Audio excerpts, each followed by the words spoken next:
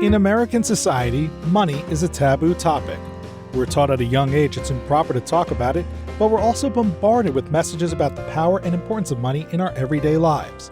And by not talking about it, we miss out on the skills and lessons we need to effectively understand and financially plan. That changes today. Welcome to Money Tales. Hosted by Sandy Brager and Cami Doder, Money Tales brings more than 35 years of combined professional experience in personal finance to demystify money and demonstrate what it's like to speak openly about personal financial matters. Join us each episode as they interview modern-day movers and shakers about how money decisions intertwine with their daily lives in order to give you better insight into productive financial conversations. Subscribe today and register for our blog Fathom at aspiriant.com/podcasts to increase your money mojo. And now, here's Cami and Sandy. Grifan Cayce is our guest this week on Money Tales. Grifin began her career in the teaching profession. She was driven by a deep love for education. As Grifin immersed herself in the demanding world of high school teaching, she encountered a stark reality: the disconnect between her efforts and her financial compensation. Teaching multiple AP classes in a competitive school district, Grifin felt the weight of her labor far outweighing the rewards. The rigid teacher salary structure did not recognize the results she was producing or her efforts, leaving her feeling undervalued and frustrated. In one poignant moment, as she looked out her classroom window at a colleague leisurely enjoying the sun as a PE teacher, Grifin realized the stark disparity in their different levels of work, yet their compensation was basically the same. As a result, Grifin made the decision to pivot her career. Stepping away from the classroom in 2008, Grifin attended law school and then practiced estate planning and probate law for nearly 15 years. A longtime advocate for public schools and civic education, Grifin co-chairs a political action committee that runs local political campaigns for school funding. Today, Grifin is focused on raising her daughters to value the present moment by exploring the outdoors, taking risks, and making each day an adventure. Here are 3 key money topics Grifin hits on in this conversation. First, what it was like to leave a tenured role as a teacher for law school and incur $180,000 of debt in the process. Second, how coaching helped Grifin understand that her procrastination around billing clients was deeply rooted in self-doubt and imposter syndrome. And third, how it can take time and work to truly identify your values and the impact that honing in on them has had on your relationship with money. We hope you share this episode with a friend, and please subscribe to Money Tales on your favorite podcast platform. Now onto our conversation with Grifan Cayce. Welcome to the Money Tales podcast. I'm Cami Doder. And I'm Sandy Brager. Cami, I am not on TikTok, but my children are. And they have been talking about loud budgeting. What is loud budgeting? I'm going to look it up while we're talking. Loud budgeting is a concept that if someone asks you to do something and you don't have the funds to do it because you're saving money for something else or you're directing your money toward a higher, better objective for yourself, you say, I can't do that. I'm loud budgeting. Oh, It's a signal. what a great message and power tool. It sounds awesome. Money conversation in 2 words, loud budgeting. So clear. Being proud of what you're doing. Absolutely, because who hasn't been in those situations when you're with someone who wants to do something really cool and you either don't have the funds or you don't want to put the funds forward because you have a better use of that money for yourself, or maybe you just don't have the money right away because you've already spent it on something that had a higher value to you. Sandy, I'm actually reading a little bit about it as you talk. One article is referencing some of these destination weddings, and we all want to go to everything. But sometimes you might have to say it doesn't fit with your plans or your goals. And that's a hard decision to make, but there's so many destination weddings now. And everyone knows when you're in that time of your life and all of your friends seem to be getting married at around the same time, that's a really wonderful time for loud budgeting. I love that your kids raise this. It's so sticky. I love naming things like this, loud budgeting. Yeah, nice code word. That's just a really powerful tool. I'm going to embrace it myself, maybe.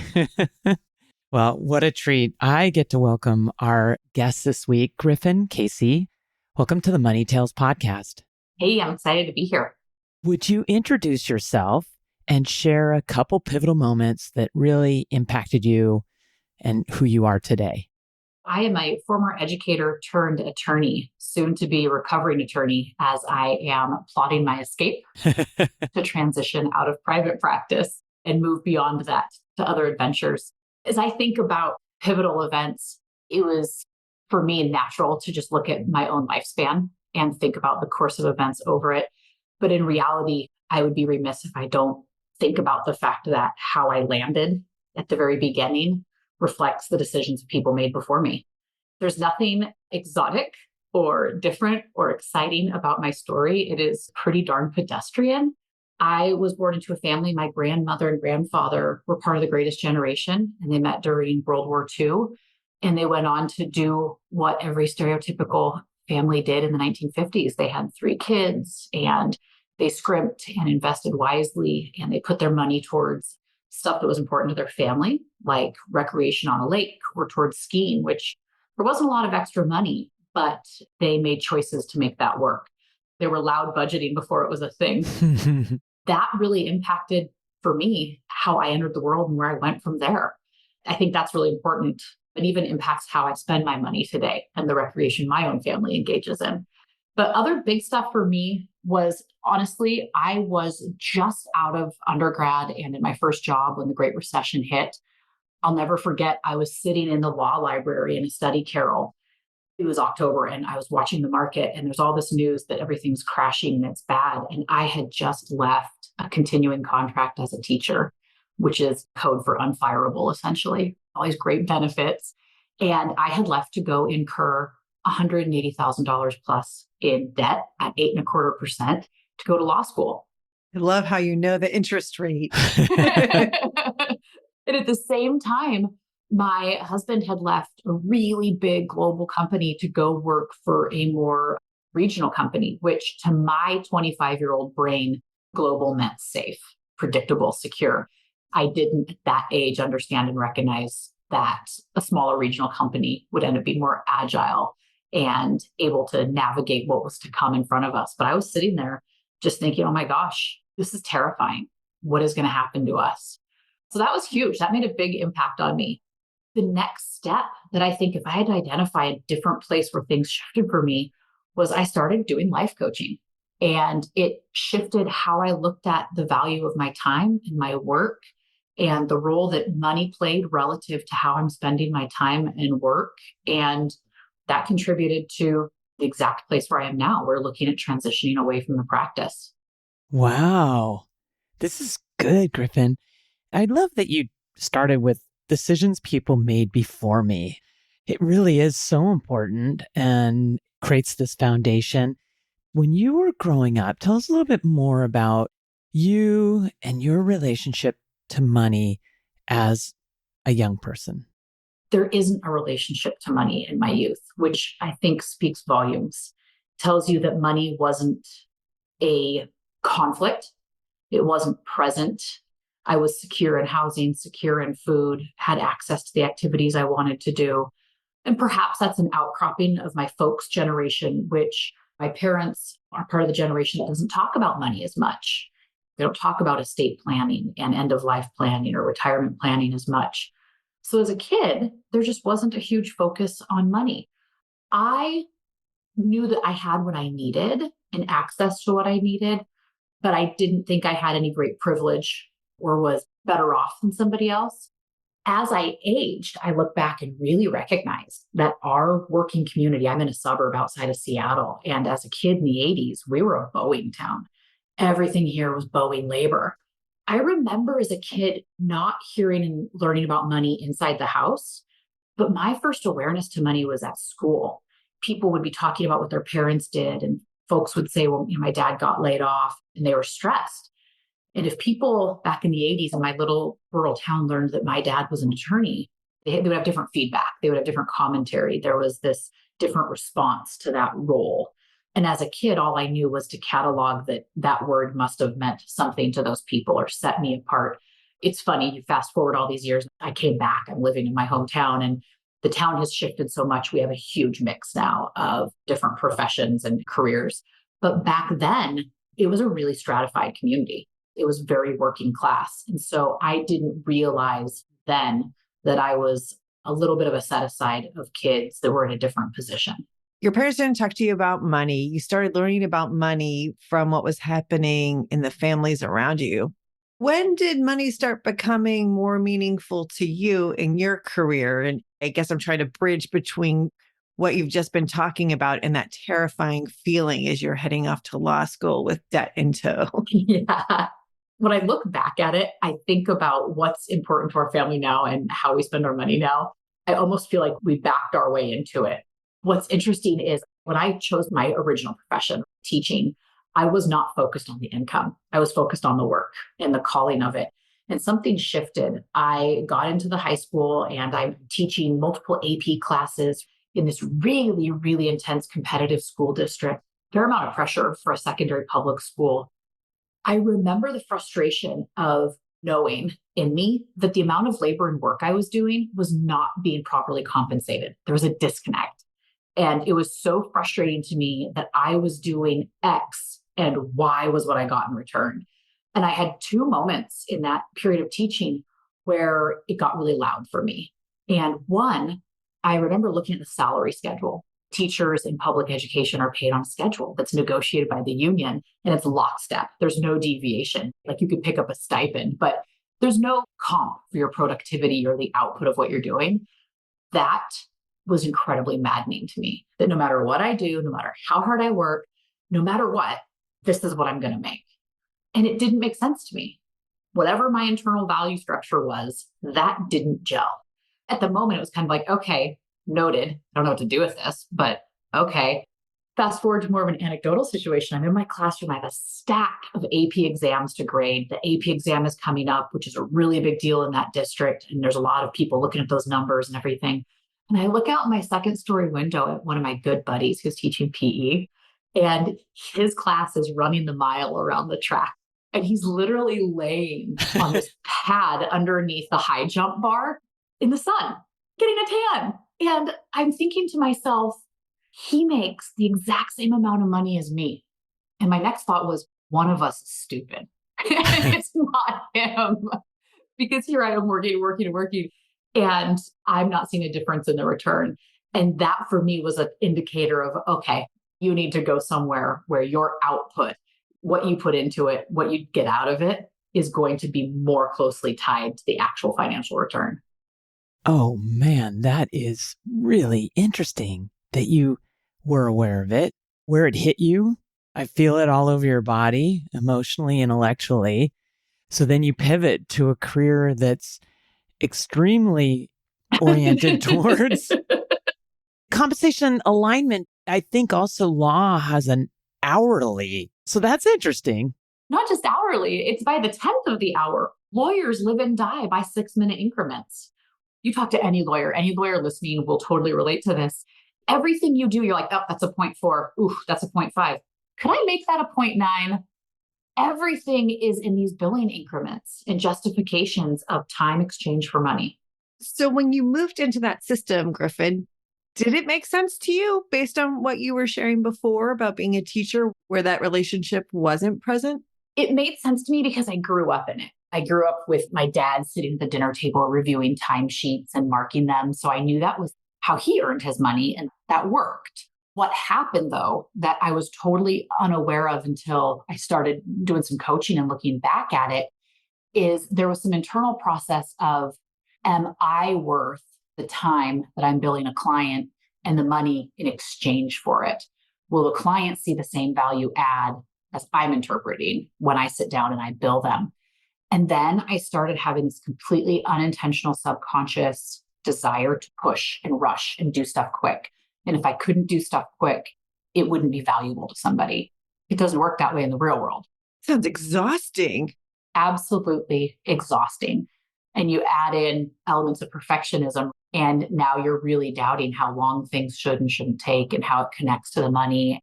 There's a weird dynamic in the law because you're not in sales. I'm not going to sell myself to somebody. If they need my services, then let's see if things work. And if we get along, we work together, whatever. So I'm not going to sell myself. But a lot of people don't want to have to pay for legal services. And so there's an odd tension of, you need me. I do this job. I have this specialized knowledge that you can kind of scratch the surface on with Google, but you have to pay me money to give you this intangible product. A lot of lawyering, somebody doesn't get in their hand a chainsaw in exchange for $1,000, something where they can just say there was the exact exchange. There's a lot of unseen elements of the practice of law. If I do my job right, I prevent problems, but you don't know I prevented the problems because they never pop up. You never see them. You prevented the problem. There's something weird that happens within lawyering of, you're going to pay me for this thing and this value, and we're going to exchange this money.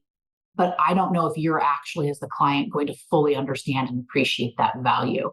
That creates a weird complexity for a practicing attorney who's thinking about it of, am I valuable to my clients? What am I providing? Was it worthwhile to them? All of it. It's a lot wrapped up in that. How often were clients quibbling with you over invoices and bills and fees? When I was younger, it was more frequent, but I don't think there was a significant shift in my billing practice. I think that just as a young practicing female attorney, I dealt with some stuff more frequently in those early years of my practice versus now. I've seen that shift and move away a bit. But I think what's also hard about that is, as your practice goes on and you have more and more referrals, your referral network refines itself. And so if people are coming to work with you based on two of their friends' referrals, they know their trusted friends valued your work. So they're less likely to question the value of the work. But it sounds like you still, as a practicing attorney, have been focused on delivering that value at breakneck speed in order to help manage those expenses. What I ended up doing to move away from that is I actually went to like a flat fee base. So I just charge in these flat fees for the type of work I do. That doesn't apply to all areas of law, but for what I do, that was workable. And that avoided some of that clock watching. And it also made the client feel comfortable because they have access to me. They know I'm going to pay X amount, and they don't feel uncomfortable in talking because they're watching the clock. It turned out to be a win-win. As you've advanced in your career and have been able to make a shift more toward where the work you've been doing is fairly compensated in your mind, there's that match of the value you're providing and the compensation you're receiving for that value. How has that impacted your relationship with money in your personal life? It puts a different focus on it because you start to look at, was this worth it in a holistic sense? And in my area of law, which is estate planning, probate related work, there's a lot of grief work. It's a lot of heavy stuff. And so I have started, as I've just morphed into the next phase of my career, looking at, is carrying this heavy work, this exposure to some of this trauma, the secondary trauma for me, does that feel worthwhile to me? Which that's a much more nebulous concept. I spent 3 hours and I billed $1,200. It's emotional. Before we go into where you went from law, I'd like to get back to something you described. You're in your 20s with your husband, and there's these big life changes. Your husband's going from this global, safe firm, I do appreciate you saying it that way, to a smaller regional. You're going off to law school. Describe how you two worked through this. It was an interesting time because for my husband and I, it was this moment of, I'm going to not only stop earning money, but I'm going to actually incur debt. Spend money. It wasn't a net neutral. And so we had some really serious conversations about, is this worth it? Is it worthwhile? Why do we need to make this shift and do this? And as we worked through it, we were on the same page of, this is the trajectory. It's where I wanted to go. I had had a mentor early on recommend that I do something in the public sector prior to attending law school. And so for my husband, it wasn't a surprise that teaching was a bit of a stepping stone, but there was a pause of, okay, let's check in on the money piece here and see if this really makes sense. Did you decide not to do anything until you got through that period? We met when we were in college. And so we really came up together in terms of finances. And so I feel like we had a pretty solid on-ramping where we never adjusted too deeply to the teaching career because it was enough short-lived. And as I was teaching and not getting big increases, his career was starting to get more of those incremental increases. There was not a significant change where we had to enter a new, more austere phase of spending. What I do remember from that phase was that I'd look at recipes to cook. And if there was like a spice in it that we didn't have, I just wouldn't make that recipe. It was just that modest way of living. It was almost nothing. It was like, oh, I just can't make that. It didn't feel like, oh, because I'm in law school now, I can't do that. I feel like we had a steady ramp up financially. So that was probably a blessing for us. I came out of law school with over $180,000 in student loans, and I was over 8% in interest, which essentially meant I was treading water, if not slightly drowning a little bit each year in these loans. I graduated law school in 2011, so there wasn't a lot of options back then in terms of how to deal with your loans. And I started researching how to handle my loans and how to approach them better, other than obviously just throwing more money at them. Was there a different way to think about them? Well, conventional wisdom was that you never want to do any type of a cash out refi or a HELOC to pay off your loans. You look anywhere on the internet and you're going to be told, horrible idea. But for me, I started examining more the premise of that advice. And the premise of that advice was this assumption that you would be in a relatively weak equity position in your home. And I wasn't in that situation. We had a significant amount of equity in our home that even if we did a cash out refi, we would still have pretty darn good equity. I talked to different financial planners. I did some reading. I did some research. I talked to my husband about it. And then I engaged in just a risk analysis. What makes the most sense here and what's my gut say? Despite what the internet told me and most financial planners, we ended up doing a cash out refi and rolled my loans into our mortgage. We didn't jeopardize our equity position. And now I'm paying off, if you will, those rolled in loans at 2.75% rather than over 8%. Sounds brilliant. Reduce that cost of debt. I look back at that and I'm just really proud that I went through the process myself. And I genuinely think it's one of the best things that I did for our family that made a huge difference down the road. Way to go, Grifin. That takes a bit of bravery to make decisions in the face of advice that you're given, but it sounds like you made a really great decision for you and your family. So congratulations on that. It's like my financial win of, hey, I did that all right. Well, you also are reinforcing ask questions because sometimes it requires multiple levels of questioning. It's not just a standard no or yes. Especially as a young woman who struggled a little bit with that imposter syndrome, I had that element of this other professional knows better than me, especially in my 20s. So when I'm talking to financial planners or lawyers or doctors or whoever, well, this professional knows better than me. I think we always have to be cautious because in a Google era, everybody thinks they're an expert after they do 45 minutes of some internet searching. There's a balance. There's a balance where there's a healthy skepticism of, hey, wait a minute, let's unpack this. And what are the assumptions we're working with here? And to me, really sound decision-making, especially in finances, is before we move forward, let's first identify all of the assumptions that we're operating with, and let's challenge those assumptions and decide if we're comfortable with them or not. Grifin, tell us about transitioning into coaching. I don't coach, but I am coached.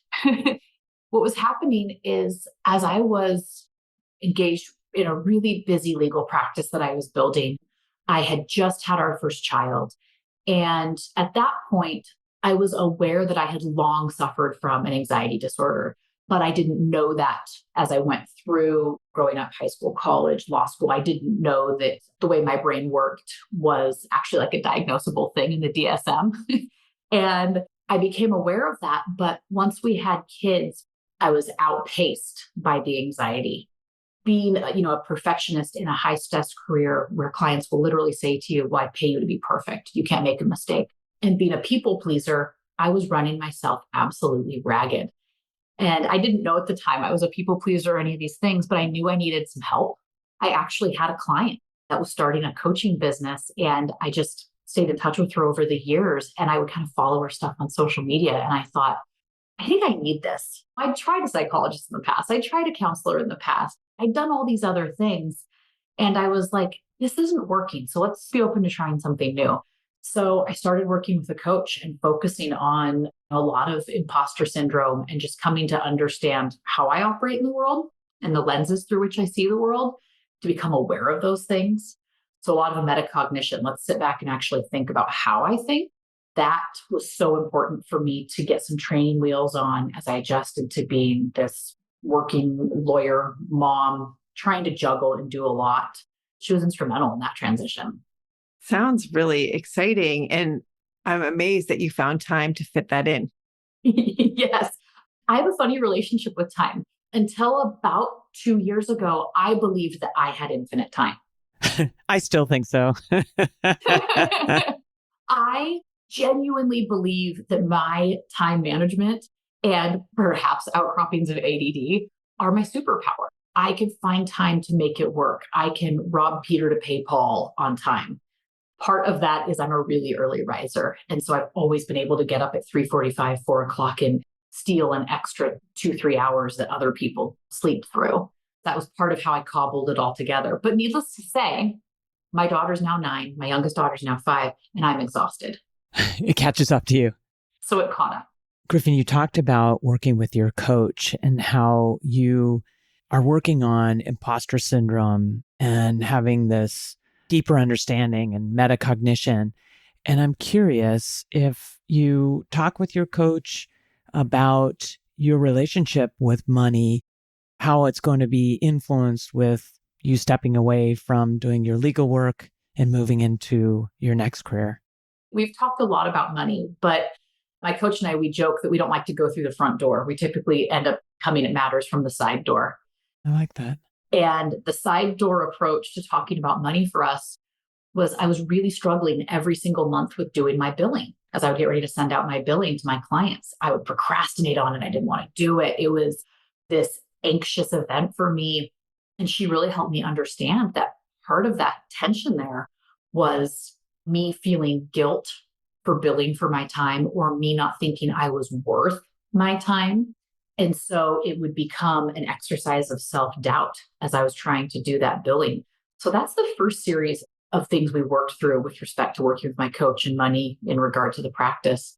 The next big part was something that I never anticipated. When we wrapped up my first series, she says, okay, do you want to go on and do another series together? And I said, yes, I do. And I really want to talk about my values. And I had envisioned we're going to sit down with like magazines and decoupage and paper mache my values onto a vision board, just picking them out. Little did I know that it was going to be several sessions and meetings with her later years to where I discovered my values by realizing what they aren't.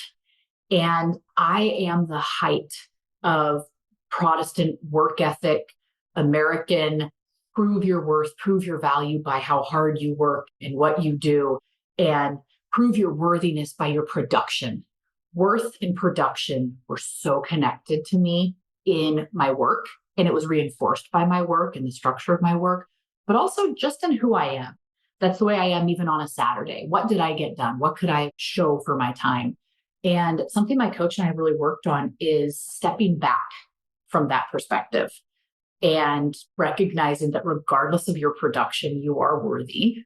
Your production and your work is something that can be a reflection of your values and your interests and your passion. And I need to be cognizant of how I'm connecting those things. We've had conscious uncoupling, if you will, to borrow from Gwyneth Paltrow. I've consciously uncoupled my worth from my production and the monetary value. And something that's been instrumental to that too has been my spouse, is recognizing that there's a lot of worth and value to what I do that isn't attached to a billable rate and that isn't attached to W-2 earnings at the end of each year. There's other stuff that brings value to the bigger picture life that we want to have and the way we want our family to run, which if I had heard myself saying that 8 years ago, I would have rolled my eyes and absolutely just rejected that out of hand, because working and lawyering and the title of my profession was very important to my identity at that time.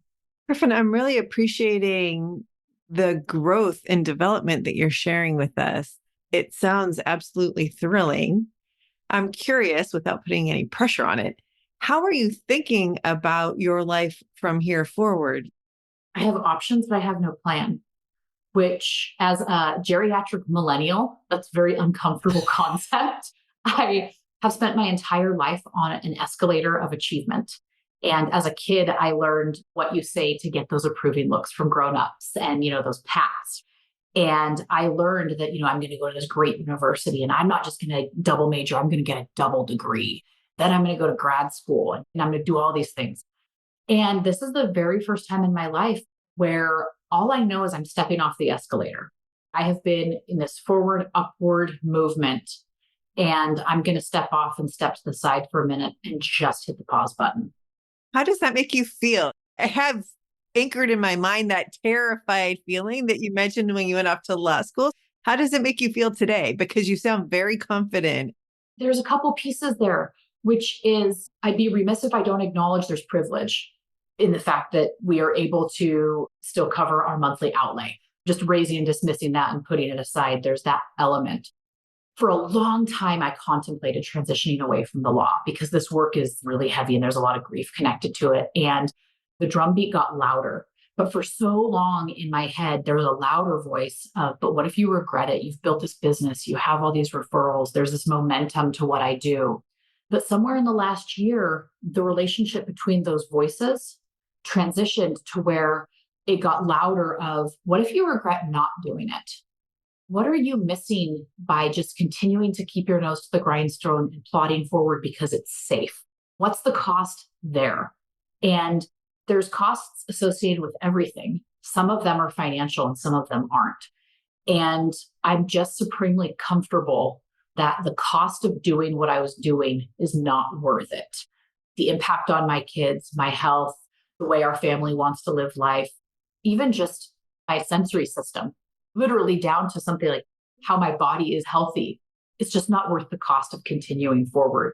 So I'm going to trust that we're going to figure it out. And as somebody who has always been super anxious, anxiety is to a certain degree a lack of trust that things aren't going to work out.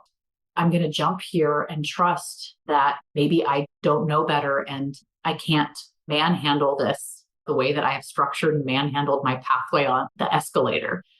I've got some irons in the fire of options. I would ultimately love to marry up my passion for the law and my passion for education and teach education law. I'm exploring that. I've got contacts there. I dabbled in lobbying at the state level. What do I think about this and do I enjoy that? I've been recruited from some state level folks to potentially run for my legislative district Senate position. It's not right now. I don't want to do that right now. I think that if I did that, I would just be continuing on the escalator, lying to myself about what I'm doing. And so I'm jumping off the escalator and I'm going to stand. Grifin, it's really powerful to hear that all the work you've done to understand yourself and to accept yourself, it's freeing you to be open to so many exciting alternatives. And I love that you have people supporting you to keep you from jumping back on the escalator. I have had some really loud voices checking me because I'm a climber. I'm not a big astrological person, but I am a Capricorn. I am a goat. I truly am a climber by nature. It has been really that stepping back and just going, okay, pause. Let's just hold on this for a little bit. And what's been critical to that is reminding myself what the values are. Grifin, tell us, what's your next money conversation going to be and who is it going to be with? The next money conversation for me is, I bet, going to be with my husband, and it's going to be as opportunities arise. Is the juice worth the squeeze? If something pops up, how much time is that going to take? What's the stress level going to be? How's that going to work? Does that achieve the goal for what the intention was with stepping away from my practice of law? I think that we'll be revisiting that quite a bit in the coming year. And I think that I have to acknowledge that there's absolutely going to be some point in the coming years where I have a cold water moment of, we really want to do this thing, buy this boat, go on this vacation, do whatever, this thing. And if only I was still working, could we do that? So I think somewhere that's going to be tucked into the future conversations. Maybe, maybe not. Maybe not. Grifin, where is the best place for our listeners to find you digitally? I'm on Instagram at Salty Pup. It has been fantastic to hear your story and dive into some of the areas with you today on Money Tales. Thank you. Thank you. Thanks for listening to the Money Tales podcast. If you've enjoyed this episode, share it with someone you think would benefit from listening, and leave us a review on your favorite podcasting platform. Your ratings and reviews help more people find our podcast. If you're inspired to gain clarity and peace of mind about financial matters, don't hesitate to reach out to our team at Aspiriant. Go to aspiriant.com/start a dialogue. Or you can email Sandy and me at podcasts@aspiriant.com. See you next time.